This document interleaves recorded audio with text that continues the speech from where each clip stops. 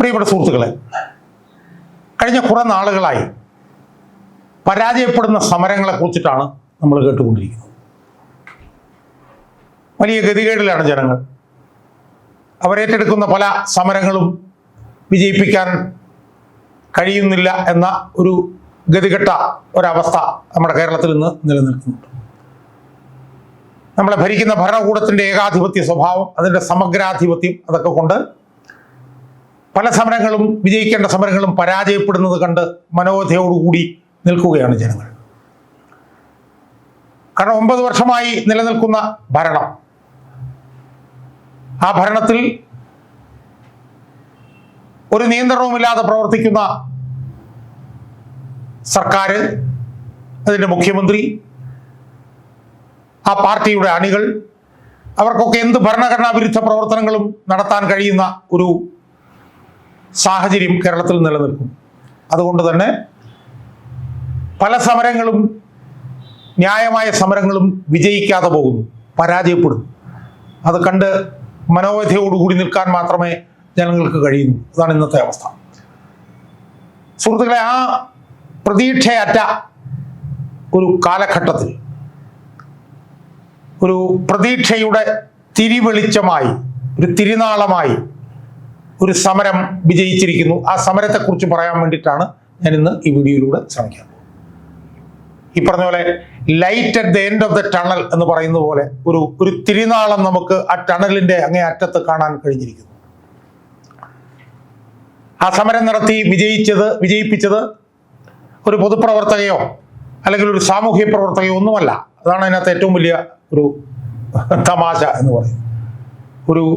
ഒരു അക്കാദമിക വിദഗ്ധ, അക്കാദമിക രംഗത്ത് ഉന്നത നിലവാരം പുലർത്തുന്ന ഒരു പ്രൊഫസർ, വളരെ സൗമ്യമായി സംസാരിക്കുന്ന, വളരെ സമചിത്തതയോടുകൂടി സംസാരിക്കുന്ന, ഒരു രാഷ്ട്രീയ പാർട്ടിയുടെയും ഭാഗമായി നിൽക്കാത്ത,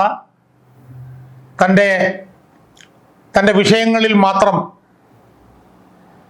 സമയം ചെലവഴിക്കുന്ന, തൻ്റെ അക്കാദമിക കാര്യങ്ങളിൽ മാത്രം താല്പര്യം പ്രകടിപ്പിച്ച് മുന്നോട്ട് പോകുന്ന ഒരു വനിത. ആ വനിത കഴിഞ്ഞ 2 വർഷക്കാലമായി നടത്തിയ അത്യുജ്വലമായിട്ടുള്ള പോരാട്ടം, ആ പോരാട്ടം വിജയിപ്പിക്കുന്നതിൽ ആ വനിത കാണിച്ചിട്ടുള്ള ആർജവം, അത് നമ്മൾ എത്ര പറഞ്ഞാലും, അതിനെക്കുറിച്ച് എത്ര പറഞ്ഞാലും മതിയാവില്ല എന്നാണ് എനിക്ക് ഈ അവസരത്തിൽ സൂചിപ്പിക്കാനുള്ളത്. ആ വനിതയുടെ പേരാണ് ഡോക്ടർ സിസ തോമസ്. അവരെ സമാനതകളില്ലാത്ത നിലയിൽ പീഡിപ്പിക്കാൻ വേണ്ടിയിട്ടാണ് ഇവിടുത്തെ ഏകാധിപത്യ ഭരണകൂടം കഴിഞ്ഞ 2 വർഷക്കാലം അവർ ശ്രമങ്ങൾ നടത്തി. അതിൻ്റെ ശ്രമങ്ങളുടെ വിശദാംശങ്ങളിലേക്ക് ഞാൻ പോകുന്നില്ല. കാരണം എൻ്റെ സുഹൃത്തും ഗുരുസ്ഥാനീയനുമായിട്ടുള്ള RS ശശികുമാർ സാറുമായി ഞാൻ വിശദമായി സംസാരിക്കുന്നുണ്ട്. എൻ്റെ വിശദാംശങ്ങളിലേക്ക് ഞാൻ പോകും. പക്ഷെ ഒരു കാര്യം ഞാൻ പറയാം.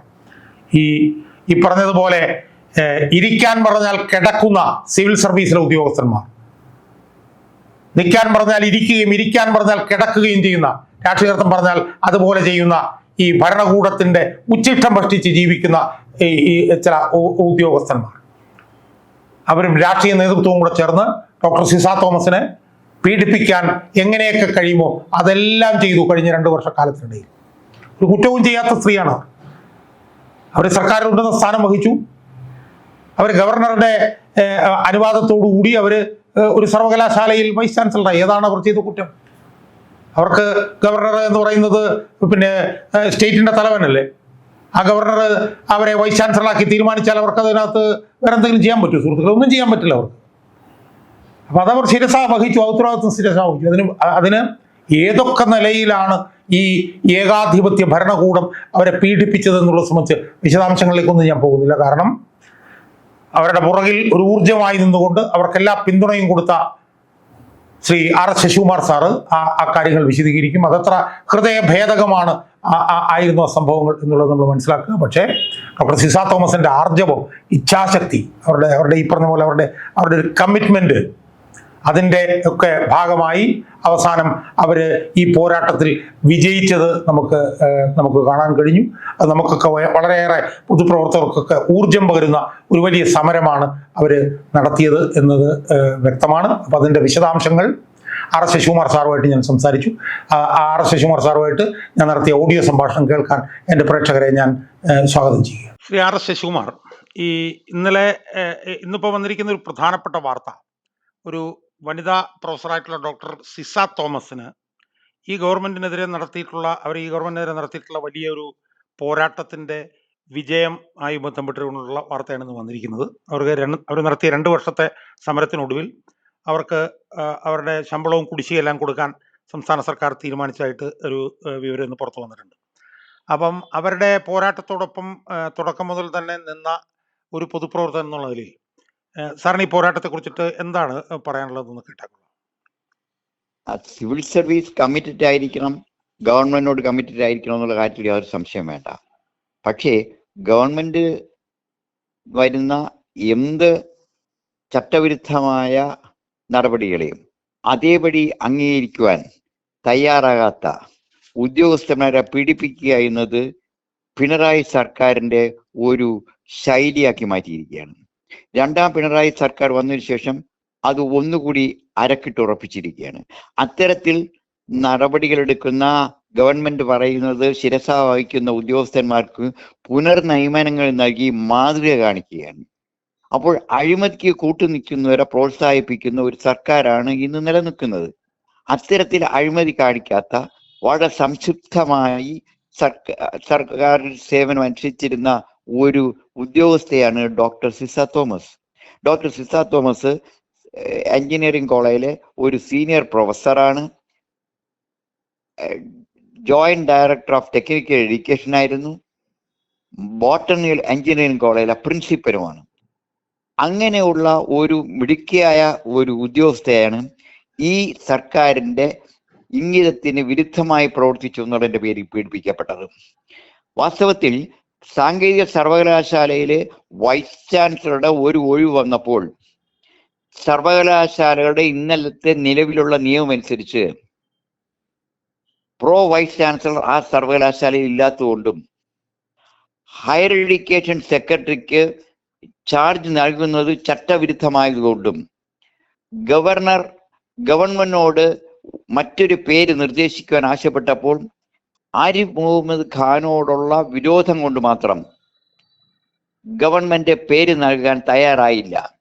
അപ്പോഴേക്കും ഗവർണർ ടെക്നിക്കൽ എഡ്യൂക്കേഷനുള്ള സീനിയർ ആയിട്ടുള്ള ഒരു അധ്യാപികയുടെ പേര് ആവശ്യപ്പെട്ടപ്പോൾ ഫസ്റ്റ് നെയിം എന്ന് പറയുന്നത് അന്ന് നിലവിലുണ്ടായിരുന്ന ഡയറക്ടർ ഓഫ് ടെക്നിക്കൽ എഡ്യൂക്കേഷൻ ആണ്.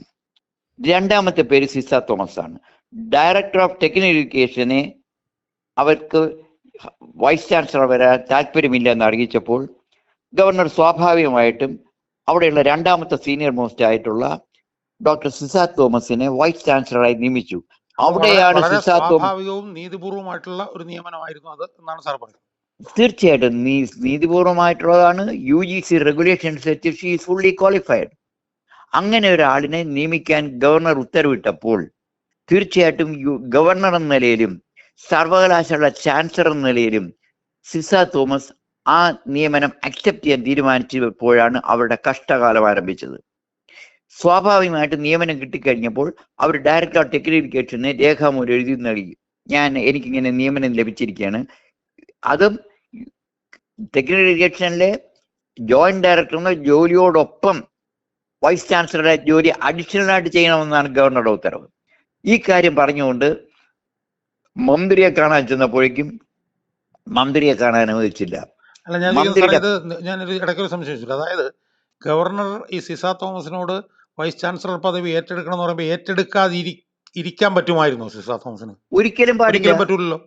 Governor head of the state ഒരു പോസ്റ്റിലേക്ക് ജോയിൻ ചെയ്യണമെന്ന് പറഞ്ഞു കഴിഞ്ഞാൽ ജോയിൻ ചെയ്യാൻ അവർ ബാധ്യസ്ഥയല്ലേ. പക്ഷേ സാങ്കേതികമായിട്ട് ആ കാര്യം അവരുടെ വകുപ്പ് മേധാവി റിപ്പോർട്ട് ചെയ്യണം. അത് അവർ റിപ്പോർട്ട് ചെയ്തു. അതിനുശേഷം അത് നിയമപ്രകാരം മന്ത്രിയുടെ സെക്രട്ടറി ചെന്ന് കണ്ട് കാര്യം പറഞ്ഞു. അതിനുശേഷം അന്നത്തെ ഹയർ എഡ്യൂക്കേഷന്റെ സെക്രട്ടറി നേരിട്ട് ചെന്ന് കാണാൻ ശ്രമിച്ച 1/2 മണിക്കൂർ അവരുടെ റൂമിന് പുറത്തിരുന്നിട്ട് പോലും കാണാൻ തയ്യാറായില്ല. മന്ത്രിയും കാണാൻ സമ്മതിച്ചില്ല. തയ്യാറായില്ല. മന്ത്രി ഹയർ എഡ്യൂക്കേഷൻ സെക്രട്ടറിയായി കാണാൻ തയ്യാറായില്ല. അതിനുശേഷം അവർക്ക് അടുത്ത ദിവസം ജോയിൻ ചെയ്യാനുള്ള ഡയറക്ഷൻ വന്നിരിക്കുകയാണ്. ഇമ്മീഡിയറ്റ് ആയിട്ട് ജോയിൻ ചെയ്യാനാണ്. കാരണം സർവകലാശാലയിൽ വൈസ് ചാൻസലർ ഇരിക്കാൻ പറ്റില്ല. ഒന്നാമത് സ്റ്റേറ്റ് വൈഡ് ജൂറിസ്ഡിക്ഷനുള്ള ടെക്നിക്കൽ നമ്മുടെ എഞ്ചിനീയറിംഗ് കോളേജുകൾ മുഴുവനും അഫിലിയേറ്റ് ചെയ്തിട്ടുള്ള ഒരു സർവകലാശാലയാണ്. അടുത്ത ദിവസം അവർ സർവകലാശാലയെ ജോയിൻ ചെയ്യാൻ പോയപ്പോൾ അവിടെ ഉണ്ടായിരുന്ന അവസ്ഥ വളരെ ഭീതിജനകമായിരുന്നു. SFIയുടെ എഞ്ചിനീയറിംഗ് കോളേജിലെ വിദ്യാർത്ഥികളല്ല, മറ്റ് കോളേജിലെ SFIയുടെ ഒരു ഗുണ്ടാ സംഘം വന്ന് അവരെ ചേർക്കുകയായിരുന്നു. പക്ഷേ ഗവർണർ രാജ്ഭവനിൽ നിന്ന് പോലീസ് സ്റ്റേഷന് നിർദ്ദേശം കൊടുത്തപ്പോൾ ശക്തമായ police ബന്ധത്തോടുകൂടിയാണ് Ciza Thomas vice ചാൻസലറെ charge എടുത്തത്. വൈസ് ചാൻസലർ ചാർജ് എടുത്തത് വളരെ കാര്യക്ഷമമായിട്ട് അവർ പ്രവർത്തിച്ചുവെന്ന്, യൂണിവേഴ്സിറ്റിയെ വളരെ കുറച്ച് ദിവസങ്ങൾ കൊണ്ട് അവർ സിസ്റ്റമാറ്റിക് ആക്കാൻ ശ്രമിച്ചു എന്നുള്ള കാര്യം രക്ഷകർത്താക്കളും വിദ്യാർത്ഥികളോട് എന്നോട് പറഞ്ഞിട്ടുണ്ട്. അത് കഴിഞ്ഞപ്പോഴേക്ക് അവർക്കെതിരെ കേസ് നൽകിയിട്ട് പോലും ആ കേസിൽ കോടതി ജസ്റ്റിസ് എന്ത് കേസായിരുന്നു സാർ നൽകിയത്? അതായത് ഗവൺമെന്റിന്റെ ശുപാർശ ഇല്ലാതെ വൈസ് ചാൻസലർ നിയമിച്ചു എന്നുള്ളതാണ്. അപ്പൊ ഗവർണർ പറഞ്ഞു, ഞാൻ ഗവൺമെന്റിനോട് ചോദിച്ചിട്ട് അവരെ ഉദ്ദേശിക്കുന്ന യൂണിവേഴ്സിറ്റി പ്രവർത്തിക്കുന്നതിന്റെ വൈസ് ചാൻസലർ നൽകാത്തതുകൊണ്ട് ഞാൻ സീനിയർ ആയിട്ടുള്ള ക്വാളിഫൈഡ് ആയിട്ടുള്ള ഒരാളെ നിയമിച്ചു എന്ന് വൈസ് ചാൻസലർ ഗവർണർ പറയുന്നു. ആ കാര്യം കോടതി അംഗീകരിക്കുന്നു. അതനുസരിച്ച് കോടതി അനുകൂലമായി വിധി പ്രഖ്യാപിച്ചു. അതനുസരിച്ച് അവർ കണ്ടിന്യൂ ചെയ്തു. ചെയ്ത് കഴിഞ്ഞപ്പോൾ അവർ റിട്ടയർ ചെയ്യുന്നതിന് തൊട്ട് തലേ ദിവസം അവർക്കൊരു മെമ്മോ കൊടുക്കുകയാണ്. കാരണം സർവീസ് ഇരിക്കുമ്പോൾ തന്നെ നടപടി എടുക്കണമെന്ന് നിയമമുണ്ടല്ലോ. അതുകൊണ്ട് അവർക്ക് മെമ്മോ കൊടുത്തു. നിങ്ങൾ ഗവൺമെന്റിന്റെ റിലീവിംഗ് ഓർഡറോ ഗവൺമെന്റിന്റെ പെർമിഷൻ ഇല്ലാതെ നിങ്ങൾ ഗവർണറുടെ ഉത്തരവിന്റെ അടിസ്ഥാനത്തിൽ വൈസ് ചാൻസലറായി ജോയിൻ ചെയ്തു എന്നുള്ള ഒരു മെമ്മോ കൊടുത്തു കഴിഞ്ഞാൽ അതുകൊണ്ട് ഇമ്മീഡിയറ്റ് ആയിട്ട് നിങ്ങൾ മറുപടി നൽകണം. നിങ്ങളുടെ പുറത്ത് ശിക്ഷാ നടപടി കൈക്കൊള്ളാതിരിക്കാൻ. അവിടെ നിന്നാണ് കേസ് തുടങ്ങുന്നത്.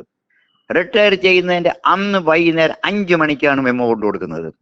ആ മെമ്മോ ഇഷ്യൂ ചെയ്തിരിക്കുന്നതോ ഹയർ എഡ്യൂക്കേഷൻ സെക്രട്ടറി അല്ല, അവിടെയുള്ള ഒരു അഡീഷണൽ സെക്രട്ടറി ആയി നടക്കുന്ന സെക്രട്ടേറിയറ്റിലെ എല്ലാ ഗുണ്ടാപ്പണികളും ചെയ്യുന്ന, സെക്രട്ടേറിയറ്റിലെ ഏത് സമരങ്ങൾക്കും അവിടെ എല്ലാ പ്രശ്നങ്ങളും സെക്രട്ടറിയിൽ ഉണ്ടായിക്കൊണ്ടിരുന്ന ഒരു അജയൻ എന്ന് പറയുന്ന അഡീഷണൽ സെക്രട്ടറി ആയിക്കാണ് ഇതിന്റെ മുഴുവൻ നിയന്ത്രണം.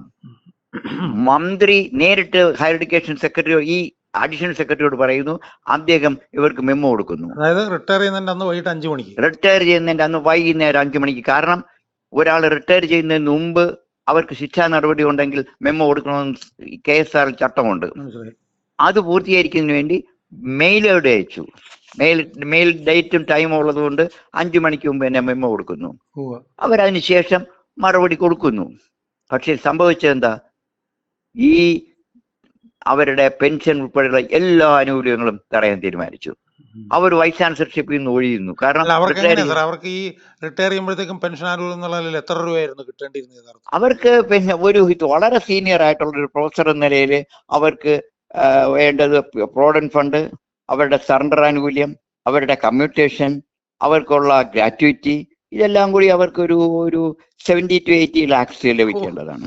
പിന്നെ പെൻഷനോ?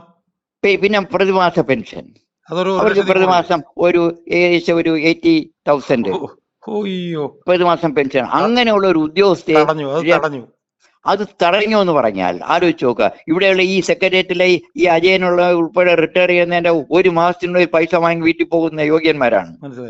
ഇത്രയും അക്കാഡമിക്കലി ബ്രില്യന്റ് ആയിട്ടുള്ള ഒരു ലേഡി. അവരെ അതിനെതിരെ അവർക്ക് നിയമപ്രകാരം ട്രിബ്യൂണലിലേക്ക് പോകാൻ കഴിയുള്ളൂ. ട്രിബ്യൂണലിൽ നിന്ന് ഒരിക്കലും നീതി ലഭിക്കില്ല. കാരണം ട്രിബ്യൂണലിൽ ഇരിക്കുന്നത് CPMന്റെ പ്രതിനിധികളാണ്. ട്രിബ്യൂണൽ എന്ന് വെച്ചാൽ യൂണിവേഴ്സിറ്റി അസിസ്റ്റന്റ് കേസിന് യൂണിവേഴ്സിറ്റിയിൽ 2008 നടന്ന ക്രമവിരുദ്ധ അസിസ്റ്റന്റ് നിയമനങ്ങൾ മുഴുവനും ശരിവെച്ചു കൊടുത്ത ഒരു ജസ്റ്റിസിനെയാണ് അവിടെ നിയമിച്ചിരിക്കുന്നത്. പിന്നെ എങ്ങനെ നമുക്ക് നീതി ലഭിക്കും? തീർച്ചയായിട്ടും അതുകൊണ്ട് അവർ ഹൈക്കോടതി ഡിവിഷൻ ബെഞ്ചിൽ പോയിട്ട് വന്നു. ഡിവിഷൻ ബെഞ്ച് അവർക്ക് പെൻഷൻ ആനുകൂല്യം കൊടുക്കാൻ പറഞ്ഞപ്പോൾ അതിനെതിരെ സുപ്രീം കോടതി 2 വിധി കിട്ടി. ആദ്യം ഹൈക്കോടതിയുടെ 2 വിധി കിട്ടി. അതെ, ആദ്യം അവര് ക്വാളിഫൈഡ് ആണെന്നുള്ള വിധി വന്നു. രണ്ടാമത് ഡിവിഷൻ ബെഞ്ച് അവർക്ക് അനുകൂലമായി വിധിച്ചു. ആ ഡിവിഷൻ ബെഞ്ച് ഇമ്മീഡിയറ്റ് ആയിട്ട് അവർക്കുള്ള പെൻഷൻ ആനുകൂല്യങ്ങൾ നൽകാൻ പറഞ്ഞപ്പോൾ അതിനെ ചോദ്യം ചെയ്തുകൊണ്ട് സുപ്രീം കോടതി പോയി. ആ സുപ്രീം കോടതിയിൽ നിന്ന് തിരിച്ചു വന്നു കഴിഞ്ഞപ്പോഴേക്കും അവർ കണ്ടെത്തിയ എന്താ, ഇവര് യൂണിവേഴ്സിറ്റിയിലെ വൈസ് ചാൻസലർ ആയിരുന്നപ്പോൾ ഒരു ഫയല് ഒളിച്ചു കിടത്തി എന്നുള്ളത്. ആലോചിച്ച് നോക്കുക, സർവകലാശാല സിൻഡിക്കേറ്റിന്റെ മിനിറ്റ്സ് ഒളിച്ചു കിടത്തിയത്. സർവകലാശാല സിൻഡിക്കേറ്റിന്റെ മിനിറ്റ്സ് എന്ന് പറയുന്ന ഒരു ഓപ്പൺ ഡോക്യുമെന്റ് ആണ്. അതിന്റെ കോപ്പി അവിടെ കമ്പ്യൂട്ടറിനകത്തുണ്ട്. ആർക്ക് വേണമെങ്കിലും എത്ര പ്രിന്റ് വേണമെങ്കിലും എടുക്കാം. അത് ഒളിച്ചു കിടത്തി എന്ന് പറഞ്ഞ് വീണ്ടും അന്വേഷണം വെച്ചു.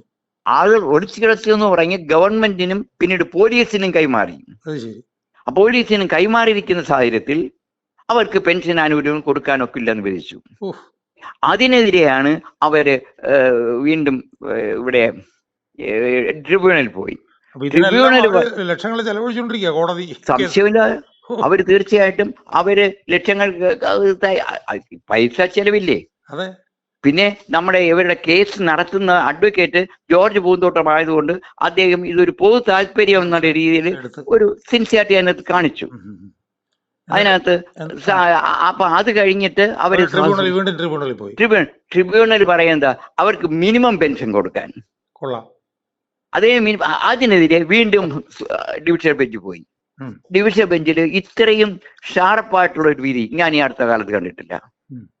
ഒരു ഇത്രയും പ്രഗത്ഭയായ ഒരു ഉദ്യോഗസ്ഥയെ ഈ രീതിയിൽ പീഡിപ്പിക്കാൻ ഒരു ഗവൺമെന്റ് അവകാശമില്ല. ഒരു ഉദ്യോഗസ്ഥക്കെതിരെ നടപടി എടുക്കണമെന്നുണ്ടെങ്കിലും അവരുടെ പുറത്ത് സർവീസ് ഇരിക്കുമ്പോൾ മാത്രമേ നടപടിയെടുക്കാൻ കഴിയുള്ളൂ.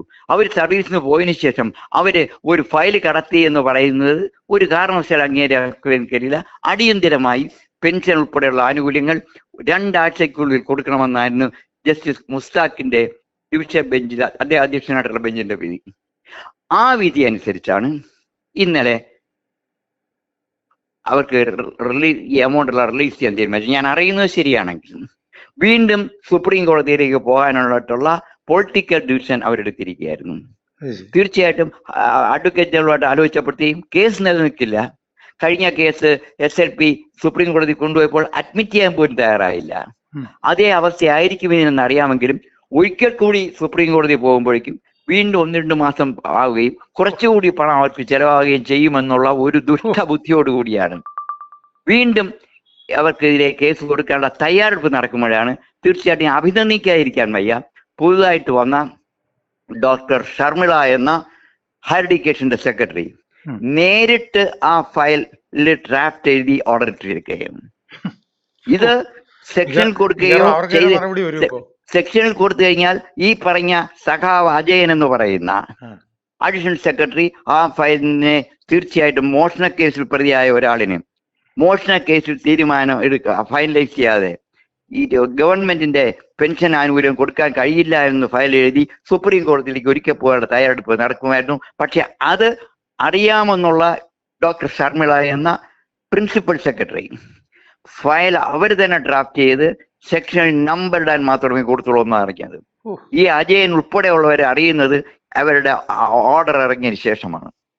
എന്തായാലും ഇനിയെങ്കിലും പെൻഷൻ കൃത്യമായി ആനുകൂല്യങ്ങൾ അവർക്ക് ലഭിക്കുന്ന പ്രതീക്ഷയുണ്ട്. പക്ഷേ അവര് ഹൈക്കോടതിയിൽ അവസാനം നൽകിയ ഡിവിഷൻ ബെഞ്ച് നടന്ന കേസിനകത്ത് ഈ കാലയളവിൽ ഈ 2 കൊല്ലത്തിൽ കൂടുതൽ കാലയളവിൽ എനിക്കുണ്ടായിരിക്കുന്ന കിട്ടേണ്ട ആനുകൂല്യങ്ങളുടെ പലിശ ആരാണോ ഇത്തരത്തിലുള്ള ഫയൽ എഴുതി ഇത്തരത്തിൽ ഡിലേ വരുത്തുന്നതിന് കാരണക്കാർ അയാളിൽ നിന്ന് അല്ല, സർക്കാരിൽ നിന്നല്ല, അയാളിൽ നിന്ന് ഈ പലിശ മുഴുവൻ ഈടാക്കണമെന്നുള്ള ഒരു പ്രയർ കൂടി ഡിവിഷൻ ബെഞ്ച് കൊടുത്തിരുന്നപ്പോൾ ഡിവിഷൻ ബെഞ്ച് അക്കാര്യം ട്രിബ്യൂണലിൽ പരാതിപ്പെടാൻ ആവശ്യപ്പെട്ടിരിക്കുകയാണ്.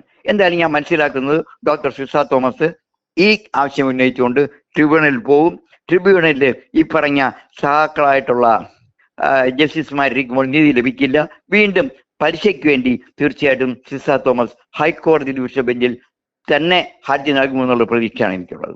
ഇതിൽ നിന്ന് ഒരു കാര്യം മനസ്സിലാക്കേണ്ടത്, അവരുടെ ഒരു നീതിക്ക് വേണ്ടിയുള്ള അവരുടെ പോരാട്ടം, അതില് ഡോക്ടർ സിസ തോമസിനെ എത്ര കണ്ട് അഭിനന്ദിച്ചാലും മതിയാവില്ല. ഈ ഗവൺമെന്റ് വനിതകളെ തെരഞ്ഞു വിളിച്ച് പീഡിപ്പിക്കുകയാണ്. ഇത് ആദ്യത്തെ സംഭവം അല്ലല്ലോ ഷാജഹാൻ. അതെ, ഇത് സ്ത്രീകളെ തെരഞ്ഞു പിടിച്ച് അവരെ പീഡിപ്പിക്കുകയാണ്. തീർച്ചയായിട്ടും ഇത് കേരളത്തിലെ ഉദ്യോഗസ്ഥർ ഇത് കണ്ണു തുറന്ന് കാണണം. ഇനിയെങ്കിലും ഇത്തരത്തിലുള്ള ജീവനക്കാരെയും ഉദ്യോഗസ്ഥരെയും പീഡിപ്പിക്കുന്നതിൽ നിന്നും ഗവൺമെന്റ് പിന്മാറാൻ തയ്യാറാകണം.